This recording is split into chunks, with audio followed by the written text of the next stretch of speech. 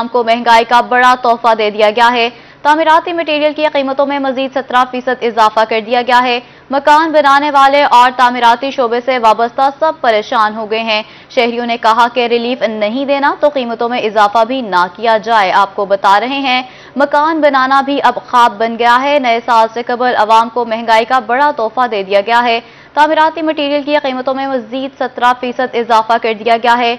मकान बनाने वाले और तामीराती शोबे से वाबस्ता सब परेशान हो गए हैं। शहरियों ने कहा कि रिलीफ नहीं देना तो कीमतों में इजाफा भी ना किया जाए। जहां पर महंगाई ने हर चीज को अपनी लपेट में ले लिया है, तो वहीं तामीराती मटेरियल भी महंगा हो गया है। अब मकान बनाना भी गरीब आवाम की पहुंच से दूर हो गया है। नए साल से कब वाबस्ता अफराद सब ही परेशान दिखाई दे रहे हैं। शहरियों ने कहा कि रिलीफ नहीं देना तो कीमतों में भी इजाफा ना किया जाए।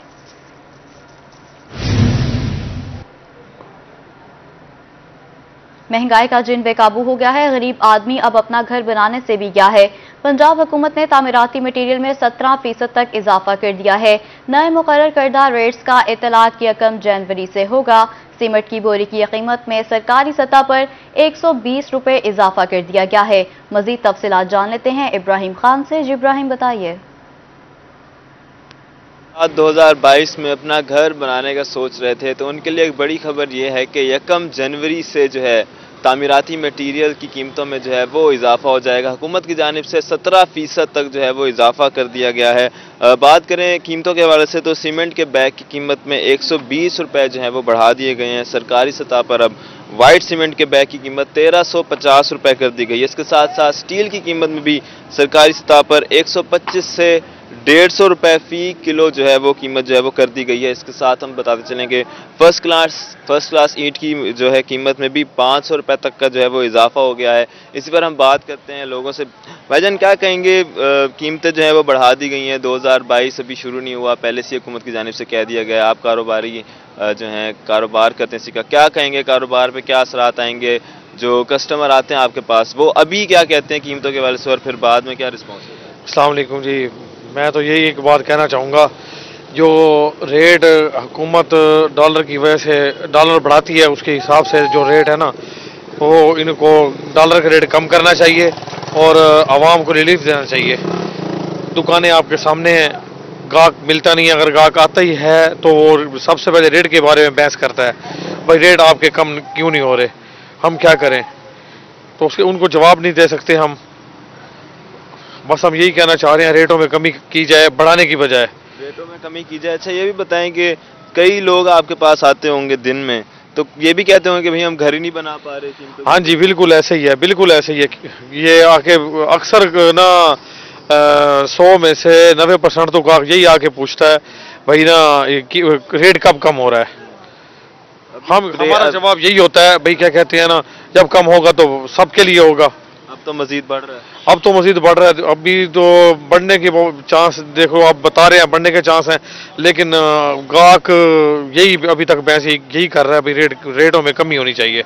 गाहक ये बहस कर रहा है रेट में कमी होनी। इब्राहिम खान, आपका शुक्रिया। कीमतों में इजाफे पर ताजरों का क्या कहना है, आइए आपको सुनवाते हैं। दुकान पे सीमेंट दुकान पे 730 रुपए की बोरी है। पहले मैं ले गया 710 रुपए में, 20 रुपए और सीमेंट बढ़ा दिए उन्होंने। हुकूमत पता नहीं क्या चाहती है। मैंने मकान बनाना है, महंगाई तो महंगाई कर रहे हैं।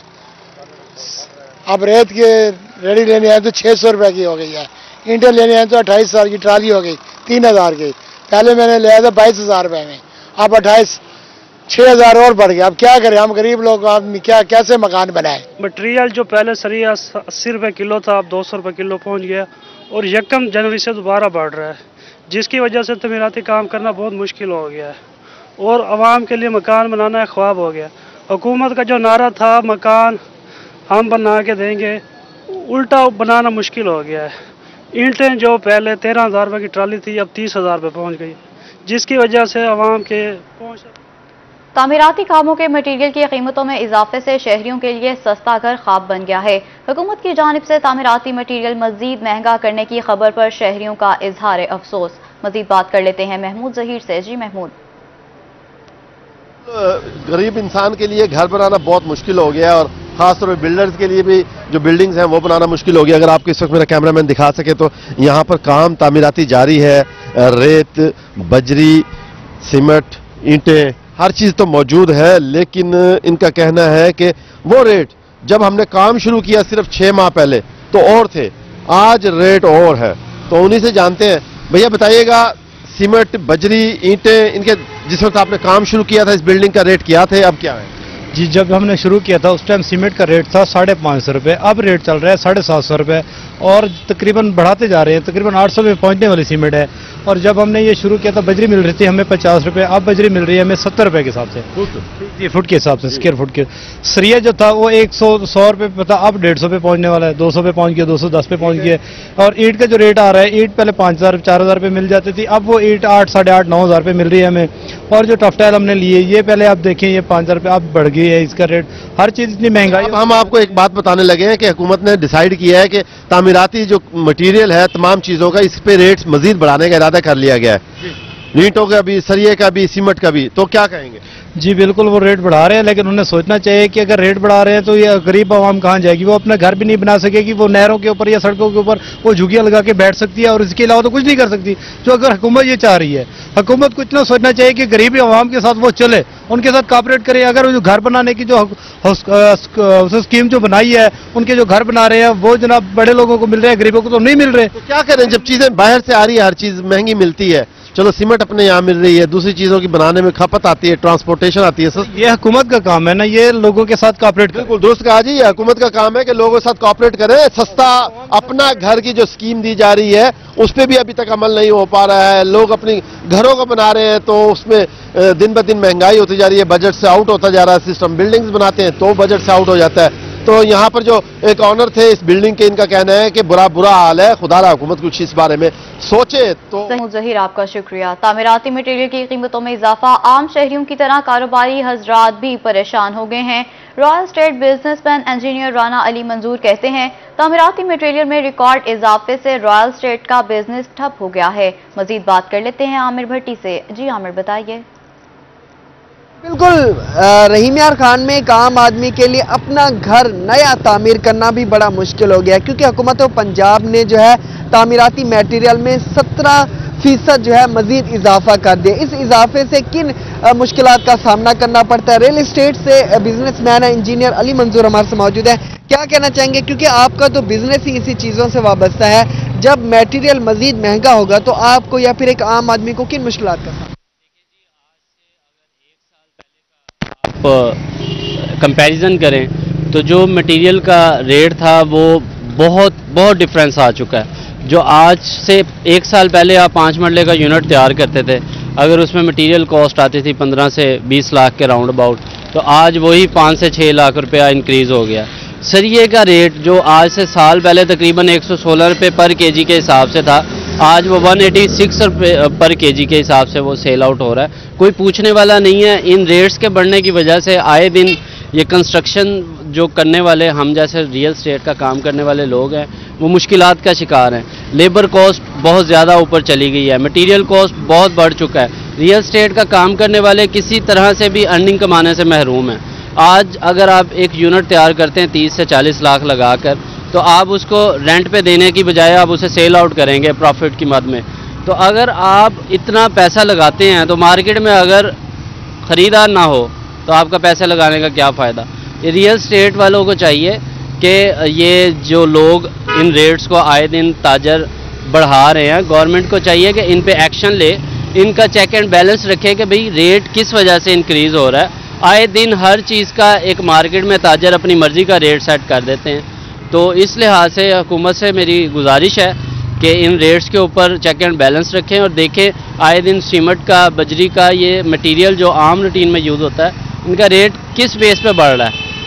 बहुत ही अच्छी बात की है कि चेक एंड बैलेंस भी बहुत ज़रूरी है, नहीं तो मजीद भी कीमतों में इजाफे के हवाले से खदशात सामने आ रहे हैं। इनका यही मुतालबा हुकूमत से कि हुकूमत को चाहिए चेक एंड बैलेंस बहुत है। आमिर भट्टी आपका शुक्रिया। तामीराती मटेरियल की कीमतों में इजाफे पर रहीम यार खान के शहरियों का क्या कहना है, आइए आपको सुनवाते हैं। टैक्स लगाए हैं सीमेंट के ऊपर और ये जो बजरी और सरिये के ऊपर, ये आए दिन टैक्स लगा के इसको ऊपर लेके जा रहे हैं। ये कंस्ट्रक्शन का एक काम है जो दे रहा है, हुकूमत को रेवेन्यू दे रहा है, तो इसके ऊपर रोज़ आए दिन जो जो टैक्स लगा रहे हैं, हम वज़ीर आला से मुतालबा करते हैं कि इन टैक्स को कम किया जाए। और जो पहले चीज़ एक 20 लाख में बन रही थी वो अभी 30-35 लाख में चली गई है, तो अभी बहुत मुश्किल हो गया है काम करना।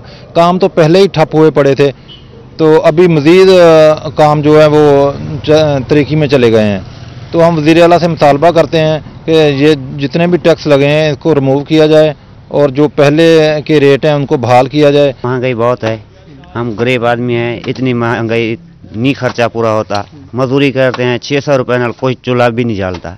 ठीक है, मेहरबानी करें, हुकूमत को करें जो महंगाई को डाउन कर दें, इतनी हमारी नहीं फुर्सत। नए साल की आमद के साथ ही तामीराती मटीरियल की कीमतों में मजीद 17% इजाफा होगा। तामीराती मटीरियल की कीमतों में इजाफे पर मकान तमीर करने वाले अफराद शदीद परेशान हैं। मजीद तफसीलात जान लेते हैं आशिर इशफाक से। जी आशिर, बताइए।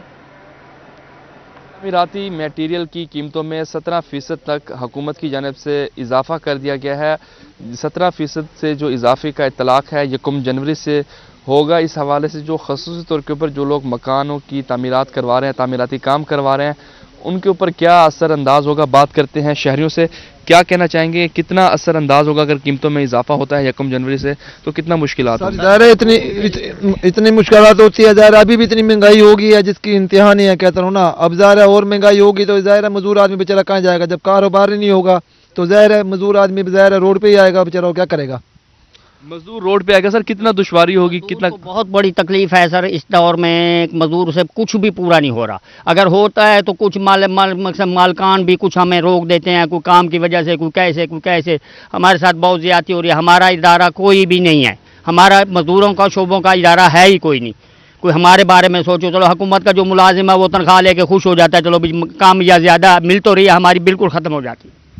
बहुत बेरोजगार हो रहे हैं। महंगाई अगर बढ़ेगी तो इसमें मजीद मुश्किलात होंगी, मजीद बहुत बुरा हाल होगा मजदूरों का।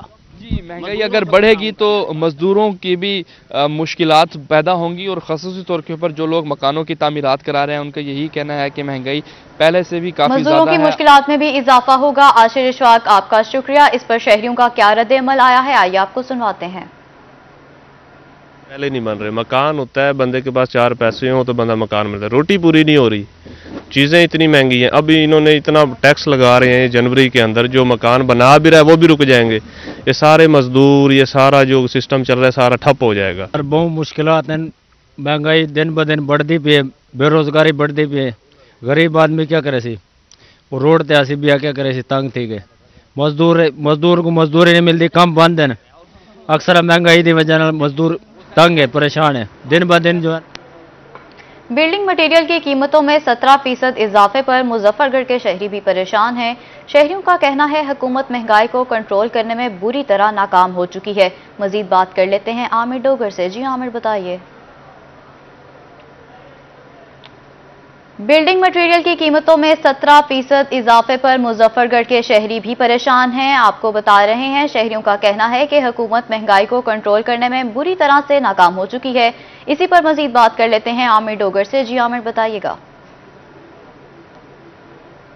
जी बिल्कुल, तामीराती मटीरियल में इजाफा होने के बाद आम आदमी के लिए घर बनाना भी मुश्किल हो गया है। आम आदमी जो अब घर बनाने का जो ख्वाब देखता था, अब उसको जो वो पैसे दुगने लगाने पड़ेंगे इस पर, क्योंकि तामीराती मटीरियल में जो अच्छी ईंट की कीमत है 500 से 700 रुपये का इजाफा हुआ है। मुजफ्फरगढ़ में 21,000 रुपये में एक ईंटों की ट्राली जो दस्तियाब थी, अब जो वो तकरीबन 22,000 रुपये में मिलेगी। इसी तरह सरिये की कीमत में भी 2 से 3,000 रुपये का इजाफा हुआ है। न सिर्फ शहरी परेशान है बल्कि रियल एस्टेट का बिजनेस करने वाले यहाँ पर जो ताजिर भी इस हवाले से परेशानी का शिकार हैं। ताजिर खुद ये कहते दिखाई देते हैं कि महंगाई की वजह से उनके कारोबार पर गहरा असर पड़ा है। शहरी हमारे साथ बात करने के लिए मौजूद है। अच्छा, मुझे ये बताइएगा कि अब मटेरियल भी महंगा हो गया, तामीराती घर बनाना कितना मुश्किल हो गया आम आदमी के लिए? जी, पहले तो महंगाई की वजह से गरीब आदमी जो है परेशान है। अब तो वो गरीब आदमी अपना घर भी नहीं बना सकता। अब ये देख लें, कुछ दिन पहले ईंटों की कीमत कुछ थी, अब जो है ईंटों की कीमत में 500-600 रुपये इजाफा कर दिया गया। सरिया की कीमत में भी इजाफा कर दिया गया है। बिल्डिंग मटीरियल की तमाम सामान में इजाफा कर दिया गया। अब तो गरीब आदमी के लिए घर बनाना ख्वाब बन चुका है। शहरी इस हवाले से खासी परेशानी का शिकार हैं और यही मुतालबा करते नजर आते हैं कि हुकूमत को महंगाई पर काबू पाना चाहिए। हुकूमत को महंगाई पर काबू पाना चाहिए। का शुक्रिया। डीसी सैयद मूसा रजा की ज़ेरत अदालत प्राइस कंट्रोल कमेटी का इजलास हुआ है। इजलास में additional deputy commissioner price control magistrates की शिरकत। रोजाना की बुनियाद पर 25 से 30 दुकानों को मॉनिटर किया जाएगा। जिला भर में गिरा फरोशों के खिलाफ सख्त कार्रवाई की जाएगी। डिप्टी कमिश्नर का ऐसा कहना है। रवां माह गिरा फरोशों को 6 लाख रुपए से जायद का जुर्माना किया गया है। आपको बता रहे हैं रोजाना की बुनियाद पर 25 से 30 दुकानों को मॉनिटर किया जाएगा। डिप्टी कमिश्नर का ऐसा बताना है। जिला भर में गिरा फरोशों के खिलाफ सख्त कार्रवाइयां भी की जाएंगी। मुल्तान में सराइकी कॉमेडियन को ट्रैफिक कवानीन की खिलाफ वर्जी महंगी पड़ गई है। कैंट में चालान की वीडियो सोशल मीडिया पर वायरल हो गई। ट्रैफिक पुलिस ने कॉमेडियन की गाड़ी रोककर चालान थमा दिया है। सराइकी कॉमेडियन गैर नमूना नंबर प्लेट के साथ घूम रहा था। ट्रैफिक पुलिस का ऐसा बताना है। सराइकी कॉमेडियन ने ट्रैफिक पुलिस की कारकर्दगी को भी खूब सराहा है। कॉमेडियन ने दोबारा कवानीन की खिलाफ वर्जी न करने का वादा किया था। गैर नमूना नंबर प्लेट के खिलाफ बड़े पैमाने पर ऑपरेशन जारी है। आपको बता रहे हैं सराइकी कॉमेडियन गैर नमूना नंबर प्लेट के साथ घूम रहा था। मजीद बात कर लेते हैं यासिर मजीद से। जी यासिर, बताइएगा मजीद क्या कार्रवाई की जाएगी? जी, सराइकी कॉमेडियन और यूट्यूबर जो नंबरदार के नाम से काफी ज्यादा मशहूर है, पुलिस रोड मुल्तान में मौजूद था और उसकी गाड़ी पर गैर नमूना नंबर प्लेट मौजूद थी। इस दौरान कैंट सर्कल में ट्रैफिक पुलिस की जानिब से नंबरदार को रोका गया है और गाड़ी का चालान किया गया। ये वीडियो भी सोशल मीडिया पर वायरल हुई है और उसमें जो नंबरदार है वो ट्रैफिक पुलिस की काफी ज्यादा तारीफ भी कर रहा है कि ट्रैफिक पुलिस की जानिब से अच्छी कार्रवाई की गई है। और ट्रैफिक पुलिस हुकाम का ये कहना है कि गैर नमूना नंबर प्लेट के हवाले से पूरे मुल्तान में ऑपरेशन चल रहा है। वीडियो के बाद जो नंबरदार है उसने ट्रैफिक पुलिस से ये वादा किया कि वो नेक्स्ट टाइम गैर नमूना नंबर प्लेट की खिलाफ वर्जी नहीं करेगा, ना ही ट्रैफिक कवरिंग की खिलाफ वर्जी की जाएगी, जिसके बाद उसने चालान भी किया और रवाना हो गया। जी सही यासिर मजीद, आपका शुक्रिया। राजनपुर में मैपको का बिजली चोरी के खिलाफ जिला भर में ऑपरेशन जारी है। ऑपरेशन में जिला इंतजामिया, एलीट फोर्स, पंजाब पुलिस के एहलकार शामिल हैं। ऑपरेशन रुझान और बेड सोंथरा के मुख्तलिफ इलाकों में किया गया है। गैर कानूनी कनेक्शन की वजह से 1 करोड़ 50 लाख रुपए से जायद का नुकसान हो चुका है। एक्सीएन मैपको का ऐसा बताना है। गैर कानूनी ट्रांसफार्मर और हाई टेंशन वायर उतार ली गई है। बिजली चोरी करने वाले अफराद कौमी मुजरिम हैं। फयाज हुसैन का ऐसा कहना है।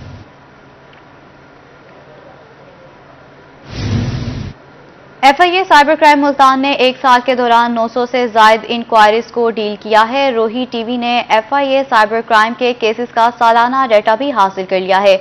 मजीद बात कर लेते हैं माहिर इमरान से। जी माहिर, बताइएगा। बात करेंगे 1 साल के दौरान एफआईए साइबर क्राइम की क्या इंक्वायरी हुई और क्या पूरी मालूमात है। इस हवाले से बताते चलें कि 1 साल के दौरान एफआईए साइबर क्राइम में 150 से ज़ायद जो मुख्तलिफ कैटेगरी के मुकदमात का जो है वो अंदराज किया गया है। इसी तरह 900 के करीब इंक्वायरियाँ जो हैं वो चली हैं। इसमें जो चाइल्ड पोर्नोग्राफी की अगर बात करें तो 6 मुकदमात का अंदराज किया गया। इसी तरह दीगर बात करें ख़वातीन को ब्लैकमेल और हरासा करने की 370 वाक़यात 1 साल के दौरान जो है एफआईए साइबर क्राइम में जो दरखास्तें जो दी गई, इन तमाम तर सूरत हाल के हवाले से हम जानेंगे। हमारे साथ एडवोकेट मोहम्मद रसलान खान जो कि एफआईए साइबर क्राइम एक्सपर्ट हैं, उनसे जानते हैं। अभी कोरोना की वजह से लोग जो कि घर में मौजूद थे, हर बंदा कहीं ना कहीं ये बेरोजगारी की वजह से या कुछ भी मतलब जो उसका घर में मौजूद था और मोबाइल्स वगैरह का इस्तेमाल चूंकि बढ़ गया था आजकल, तो लोगों ने इसके यूजेस के साथ अब्यूजेस भी बढ़ गए। ब्लैकमेलिंग के जो वाकयात हैं वो ज़्यादा रिपोर्ट हुए हैं। इसके अलावा चाइल्ड पोर्नोग्राफी के केसेस भी रिपोर्ट हुए हैं। इसके अलावा ये जो ऑनलाइन सिम्स के फ्रॉड हैं, जिसमें आइडेंटिटी जो है वो अपनी चेंज कर लेते हैं, छुपा लेते हैं। इस तरह का कोई मिसकंडक्ट होता है साइबर क्राइम के हवाले से तो फौरी तौर पर रजू कर सकता है। और ऐसी फीमेल्स और ख़वातीन जिनके साथ इस तरह के मामलात सामने आते हैं तो उनकी जो शनाख्त है उसको भी खुफिया रखकर जो है उनको इंसाफ खुफिया रखा। सही माहिर इमरान, आपका शुक्रिया। एंटी करप्शन मुल्तान ने रवां हफ्ते कार्रवाइयों की तफसीलात जारी कर दी हैं। करप्शन में मुलविस 5 मुल्जिमान को गिरफ्तार कर लिया गया है। मुल्जिमान के खिलाफ जुडिशल एक्शन मंजूर कर लिया गया है। मजीद तफसीलात बता रहे हैं यासिर मजीद। जी, एंटी करप्शन मुल्तान ने रवां हफ्ते के दौरान करप्शन के मुख्तलिफ केसेस पर कार्रवाइयों की तफसीलात जारी कर दी हैं। रवां हफ्ते 5 मुल्ज़मान को गिरफ्तार किया गया है, जिनमें पहली कार्रवाई जो है वो एंटी करप्शन सर्कल मुल्तान की जानिब से की गई है, जिसमें लैंड रिकॉर्ड सेंटर मुल्तान के 2 मुलाजमीन को गिरफ्तार किया गया है, जिनमें service centre official Samina Ejaz और रिकॉर्ड कीपर मोहम्मद मनशा शामिल हैं। मुल्ज़मान ने मुख्तारनामा की जाली रिपोर्ट तैयार करके रजिस्ट्री पास कराई थी और इनके खिलाफ जुडिशल एक्शन की मंजूरी भी दे दी गई है।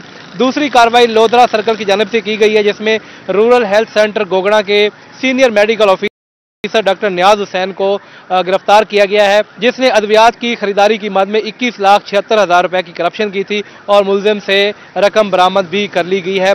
एंटी करप्शन हुकाम के मुताबिक तीसरी बड़ी कार्रवाई जो है वो खानेवाल सर्कल की जानिब से अब्दुल हकीम में की गई है, जहां से 2 मुल्ज़मान वहीद इकबाल और यासिर इकबाल को गिरफ्तार किया गया है। मुल्ज़मान ने पटवारी के साथ मिलकर खातून को विरासती जायदाद से महरूम किया था। इनके खिलाफ मुकदमा भी दर्ज कर लिया गया है। एंटी करप्शन हुकाम का कहना है कि मुकदमा भी दर्ज कर लिया। आसिम मजीद आपका शुक्रिया। हाल के सूबाई हल्का 206 में तहरीक इंसाफ की शिकस्त, साबिक जिला सदर तहरीक इंसाफ और चेयरमैन PHA एजाज जंजुआ ने हार की वजह हुकूमती पॉलिसीज को करार दे दिया है। मजीद बात कर लेते हैं जुनैद अनवर से। जी जुनैद बताइए।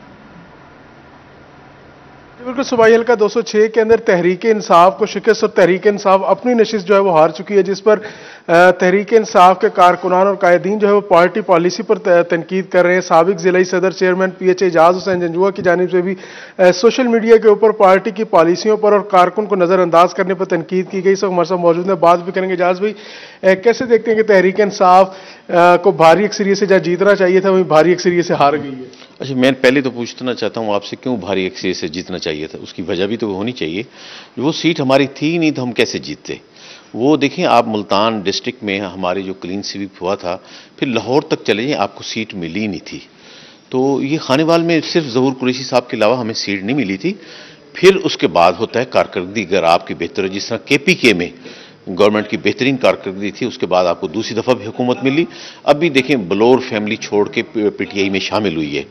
तो हम समझते हैं कि यहाँ हमारा गुड गवर्नेंस अच्छी नहीं है और रिश्वत का बाजार गर्म है और कारकुन को बिल्कुल दीवार के साथ लगा दिया गया जो PTI का हकीकी कारकुन था। और कारकुनों ने वहाँ, मैंने देखा खानेवाल में, वो कारकुन नहीं उस तरह जोश से जाके इलेक्शन लड़े, जिसकी वजह से हमें ये सीट पहले भी हमारी नहीं थी और हम हार गए। इसमें कोई ऐसी बड़ी बात नहीं है। जी बिल्कुल, साबिक जिला सदर तहरीक इंसाफ एजाज हुसैन जंजुआ की जानिब से कहा जा रहा है कि पार्टी कारकुनान को नजरअंदाज किया। अगर पार्टी कारकुनान ने इलेक्शन के अंदर ज्यादा दिलचस्पी नहीं ली, जिसकी पार्टी कारकुनान को नजरअंदाज किया गया है। जुनैद आपका शुक्रिया। मियांवाली सेहत के शोबे मियांवाली के शहरियों के लिए खुशखबरी सामने आई है। DHQ अस्पताल में 200 बेड्स के लिए नई बिल्डिंग की मंजूरी मिल गई है। मजीद बात कर लेते हैं अख्तर मजाज से। जी अख्तर बताइए। शहरियों के लिए एक बड़ी खुशखबरी है। सेहत के शोबा में एक ऐसा इकदाम सामने आया है जिससे मियांवाली के शहरियों को काफ़ी हद तक रिलीफ मिलेगा। मियांवाली DHQ अस्पताल में 200 बेड की जो बिल्डिंग है उसकी मंजूरी मिल चुकी है। 24 दिसंबर को टेंडर होने जा रहे हैं और इस वक्त हमारे साथ मौजूद हैं MS DHQ डॉक्टर अमीर अहमद खान साहब। आपसे इस सवाल से बात करते हैं। डॉक्टर साहब, आपने अभी साइट को विजिट किया है, क्या कहेंगे, बाकायदा काम कब शुरू होगा और क्या डिजाइनिंग होगी और क्या सिलसिला होगा? अस्सलाम वालेकुम जी।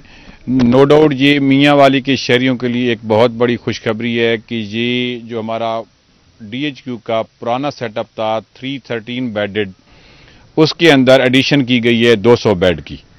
तो मैं एक बात क्लियर करता जाऊं कि ये वो 200 बेड नहीं है जो MCH हॉस्पिटल हमारा बन रहा है मदर एंड चाइल्ड, उसकी वो ये शामिल नहीं है। ये अलहदा 200 बेड की एक्सटेंशन है। ये 513 बेडेड हो जाएगा और वो MCH 200 शामिल होगा तो ये 713 बेडेड हो जाएगा। इसमें मुख्तलिफ स्पेशलिटीज़ की एडिशन की गई है सर, जिसमें न्यूरो सर्जरी, डायलिसिस को इंक्रीज़ किया गया है सर, और इस तरह CCU डिपार्टमेंट को एनहांस किया गया है। इसमें कैथ लैब है, MRI की एडिशन है, एक प्रॉपर कार्डियक इमरजेंसी एस्टेब्लिश की गई है, डायलिसिस सेंटर कायम किया गया है। इस तरह ENT की बेड्स की एडिशन की गई है इसके अंदर सर। तो सर इसके tender process planning and development department से अप्रूवल के बाद 24/12/2021 को होने जा रहे हैं। डॉक्टर साहब, ये बताइएगा कि इस पे कितनी लागत आएगी और आया इसके फंड जारी हो चुके हैं, इस हवाले से बताइएगा। जी सर, इसका PC1 अप्रूव हो चुका है। ये 2 अरब रुपए का प्रोजेक्ट है जिसमें दोनों फेजेस शामिल हैं। इसके अंदर HR 482 लोगों की अप्रूवल हो चुकी है, जिसमें ग्रेड 1 टू ग्रेड 20 के ऑफिसर्स तक सबकी अप्रूवल हो चुकी है। ये HR डिमांड की गई है इस बिल्डिंग की एक्सटेंशन के बाद। जी बिल्कुल, जैसा कि आपने MS साहब की बात सुनी कि 2 अरब रुपए का ये प्रोजेक्ट है और तकरीबन 2 अरब प्रोजेक्ट है। अख्तर बजाज आपका शुक्रिया। कमिश्नर DG खान लियाकत अली चट्ठा का तौंसा शरीफ का दौरा। कमिश्नर ने स्पोर्ट्स स्टेडियम से मुतालिक इजलास की सदारत की है। वज़ीर आला का तौंसा की तरक्की पर खुसूसी फोकस है। कमिश्नर का ऐसा बताना है तरक्याती मंसूबों में ताखीर हरगिज बर्दाश्त नहीं की जाएगी। मंसूबों में मटीरियल के मेयार पर भी नजर रखी जाएगी। कमिश्नर का ऐसा कहना है। मुल्तान में क्रिसमस की तकरीबात का आगाज हो गया है। मजीद तफसीलात बता रहे हैं अली रियाज। जी अली रियाज बताइए। मौजूद हूँ मुल्तान के saint Joseph high school bishop house Multan में, और यहाँ पर आज से जो है क्रिसमस की आगाज़ की जो तकरीबात हैं उनका इनेकाद किया गया है। सबसे अहम बात यह कि आज यहाँ पर मैं बच्चों के साथ मौजूद हूँ जो कि एक नन्हे बच्चे हैं, और उनकी जान से जो प्ले पेश किया जा रहा है, जो ड्रामा पेश किया जा रहा है खसूसी, उसका जो सब्जेक्ट और थीम है वो ये है कि वो देखो नूर आ गया। तो बच्चों से बात करेंगे इस हवाले से क्रिसमस की जहाँ पर खुशियाँ हैं, तो इस हवाले से उनके क्या एहसास जज्बात हैं, उनके प्ले में पार्टिसिपेट भी कर रहे हैं। तो क्या कहेंगे बेटा, खुश हैं आप और क्या कैरेक्टर है आपका इस प्ले में? मेरा करैक्टर ये है कि मैं मजूसी का रोल एक्ट करूंगा। मैं खुदावन के लिए एक तोहफा लेके जाऊंगा। क्रिसमस के हवाले से बताएं कैसी तैयारी आपकी जा रही है? एक्साइटेड है क्रिसमस के लिए? जी बहुत एक्साइटेड है। जी क्रिसमस के लिए बहुत ज़्यादा एक्साइटेड है, खासे खुश हैं। और बच्चों को जब से प्ले पेश किया जाए, मेरा कैमरा नजीम दिखाया अगर आपको कि डिफरेंट कैरेक्टर्स हैं जिनको प्रॉपर तरीके से कॉस्ट्यूम भी बच्चों ने यहाँ पर पहने हुए हैं। तो मजीद बच्चों से बात करेंगे कि क्या क्या कहना चाहेंगे, आपको क्या कैरेक्टर ये बताएं। क्रिसमस आ रहा है, खुश हैं? जी। आपका कैरेक्टर कौन सा है इसमें? मुकद्दस यूसुफ। जी बिल्कुल, यहाँ पर जो छोटे नन्हे बच्चे हैं उनकी जानिब से यहाँ पर प्ले पेश किया जा रहा है, जिसमें न सिर्फ वो खुश हैं बल्कि अपने जो कैरेक्टर्स हैं उनको लेकर भी एक्साइटेड, जो कि इस बात का वाज़ेह सबूत है कि शहर औलिया मुल्तान में ही क्रिसमस की आमद होते सिलसिले में हमारे जो क्रिसमस की आमद है। अलीराज आपका शुक्रिया। पंजाब हुकूमत का क्रिसमस की खुशियों में शरीक होने का इंदिया। मसीही भाइयों को क्रिसमस की खुशियों पर छुट्टियां दी जाएंगी। क्रिसमस बाजार लगाकर खाने पीने की सस्ती अशिया फ्राहम की जाएंगी। कमिश्नर्स और डिप्टी कमिश्नर्स को क्रिसमस के लिए इंतजामात करने की भी हिदायत जारी कर दी गई है। आपको बता रहे हैं क्रिसमस बाजार लगाकर खाने पीने की सस्ती अशिया फ्राहम की जाएंगी।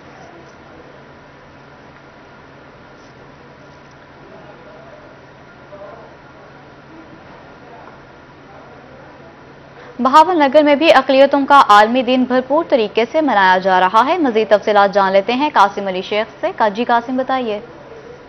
बिल्कुल, मुल्क भर की तरह बहावलनगर में भी आज अक़लियतों का आलमी दिन मनाया जा रहा है। इस मौके पर मुख्तलिफ तकरीबात का इनेकाद किया गया और अक़लियत बरादरी की जानिब से जो है इस वक्त एक आगाही वाक जो उसका भी एहतमाम किया गया। मैं इस वक्त मौजूद हूँ उस वाक में। मेरे साथ यहाँ पर मौजूद हैं अक़लियत बरादरी के रहनुमा साजन भाटिया। उनसे बात कर लेते हैं। आप बताइए कि जी आज जो है अक़लियत बरादरी का आलमी दिन मनाया जा रहा है, इस मौके पर आप क्या पैगाम देते हैं? जी, पूरी दुनिया की तरह आज बहावलनगर में भी अक़लियतों का दिन मनाया जा रहा है, जिसमें क्रिश्चियन बरादरी भी, हिंदू बरादरी, वाल्मीकि बरादरी इकट्ठे होकर आज ये एक मैसेज देना चाहते हैं, आलमी दुनिया को पैगाम देना चाहते हैं कि पाकिस्तान में बसने वाली तमाम अक़लियतों को अपने मजहबी हकूक़ हासिल हैं और अपनी मजहबी आज़ादी हासिल है, सियासी समाजी तमाम हकूक़ हासिल हैं। और हम ये बताना चाहते हैं कि पाकिस्तान में बसने वाले जितने भी सूबों में बैठे हैं वो आज अपना आलमी दिन जोशो खरोश से मना रहे हैं और ये मैसेज देना चाह रहे हैं हमारे कि देखें कि पाकिस्तान से मना रहे हैं। कासिम आपका शुक्रिया और इसी के साथ ही न्यूज़ स्टूडियो से फिल वक्त